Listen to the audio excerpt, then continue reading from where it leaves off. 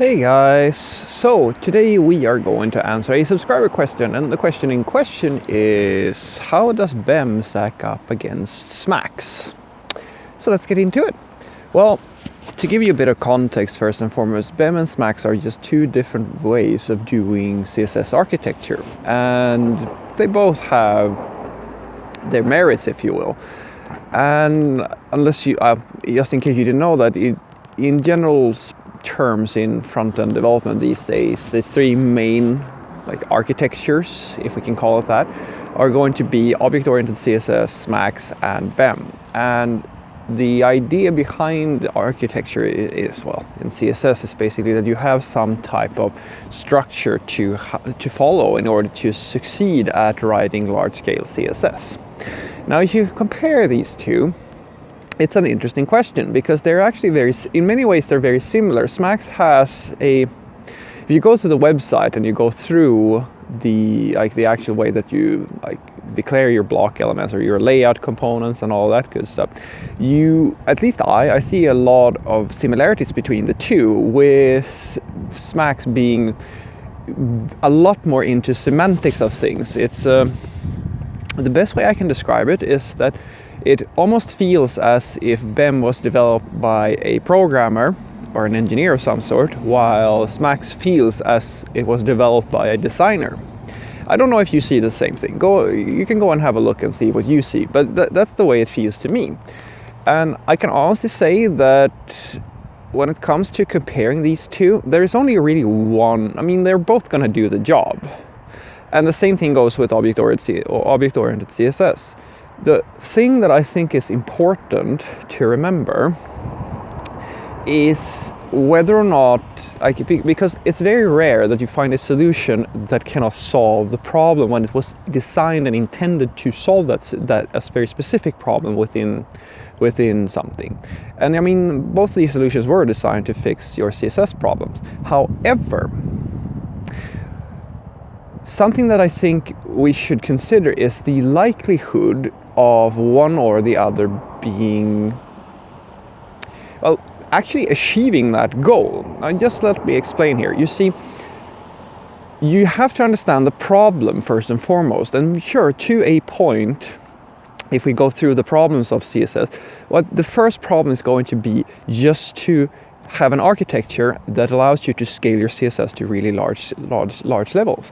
That's absolutely the biggest and the first problem. And I think it's worth noting that both of these solutions, even object-oriented CSS, has solved this problem. If you know these tools and if you know how to apply these framework practices correctly, this is not a problem anymore. So if the comparison wants to go further than that, it's going to have to do something else. So what is the next problem of large-scale CSS? I will argue that it is basically consistency and how likely you are to succeed at maintaining a large code base over a long time with various amounts of people contributing to the code base. You see, when you get to a larger company and you have tons and tons of people committing code, you are all but, it's just a fact, you're going to have people who care less about following strict practices, and it becomes a maintenance job. The amount of people who, even if you are a mid-sized company, it's very unlikely that you're going to be able to be perfectly consistent for everything that you do. It's unlikely that you're going to be able to encourage people. You're going to have new hires who don't care about CSS. You're going to have people who hack things together and just kind of fix it and so on. I mean, you can't be at everybody's desk all the time. So what is the thing that I argue dictates whether or not something is going to be successful? The simplicity. That's the thing. And I think that simplicity is the most important part here. You see, simplicity, if something is, the easier you can make something, the likelier people are to actually stick with it and to be okay with doing it. It's a classic one with, say, unit testing, where the saying is that, oh, if you have a hard time writing your unit test, then you have written your code in the incorrect manner. And to a point, that is absolutely true, but it's also I think it's interesting because it kind of touches on this thing that the problem with writing unit tests is very rarely that it's not possible. It's more that it feels like a hassle. It's a hassle for a lot of programmers to do it, so they don't, because they're human. And the same thing goes for CSS. And in that regards, I would say that I personally think that BEM is a simpler setup. As I said, go to the website and compare how much reading and how much how much you actually have to go through, how much content you have to read up on in order to understand the semantic differences. I mean, this is my personal opinion, but for me, BEM is easier. It's less focused on design, and from that aspect, from a designer's perspective, it might be a lot better because the jargon and all the semantics that goes into SMACSS, it might be more on par with what a web designer is interested in.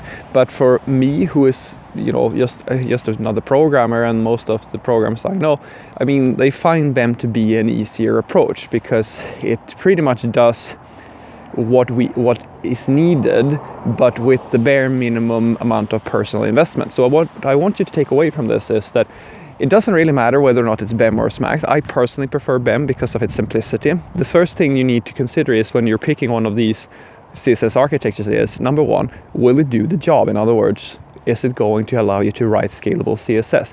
And the second thing is, how likely are you to be able to convince your coworkers who are coming from varying backgrounds, varying degrees of knowledge and interest and all that stuff? Still, everybody's a different person, right?